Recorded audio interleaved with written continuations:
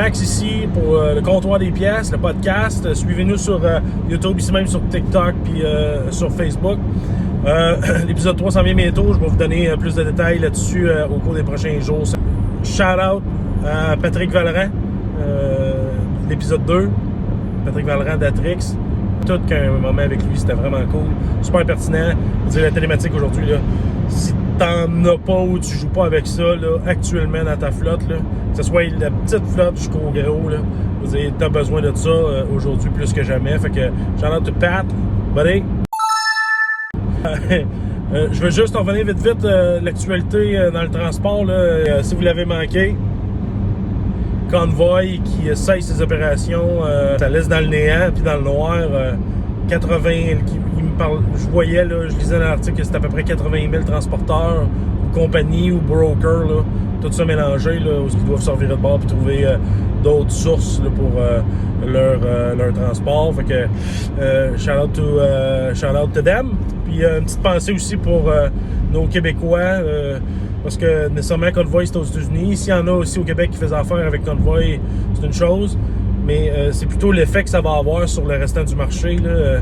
Tous les gens qui faisaient affaire avec Convoy vont sortir de bord puis vont gratter puis essayer de trouver des transports pour occuper leurs camions et leurs chauffeurs. Fait que ça va mettre beaucoup de pression sur le restant du marché qui était déjà pas super là, au niveau du US. Fait que shout out to them also, hein? Pas facile, ça va être tough commencer 2024. Puis charrier au US, pas facile. Sur une note plus positive, l'électrification ici au Québec, on vit de quoi de vraiment particulier, là, spécialement au Québec, au même niveau que, disons, la Californie ou la Colombie-Britannique là, dans l'Ouest canadien. Là, on est d'une certaine façon des hubs de l'électrification de par la pression de nos gouvernements respectifs et de par les subventions disponibles chez nous pour faire d'une transition énergétique, là, être capable de considérer une transition énergétique là, ici même au Québec aujourd'hui. C'est vraiment trippant. Là. Chez nous, là, avec l'ajout récent de Battle Motors, de la marque des camions Battle Motors au réseau dynamique, là, ça nous donne une option de plus, puis un secteur d'activité là, c'est comme immédiat, là, tout ce qui est la collecte de déchets et du recyclage, tout ce qui est le refuse, là, ça nous donne vraiment comme un gros in là, par rapport à ça. Ça nous donne une longueur d'avance, puis ça nous permet d'attaquer ce marché-là. C'est vraiment comme capoté. Vous allez voir des vidéos passer de ça.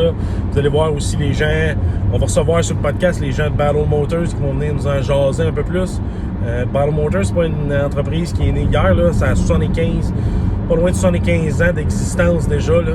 Fait que c'est une entreprise qui est riche en histoire, puis riche en fabrication de camions. Fait qu'on va explorer ça aussi dans les prochains podcasts, là. Restez branchés, je vous tiendrai au courant aussi là-dessus. Et c'est pas mal ça. Hein? 2023 va finir par finir. Puis on va se rendre à Noël, puis après ça, 2024, here we go. Fait que là, je pars la gang. C'était branché.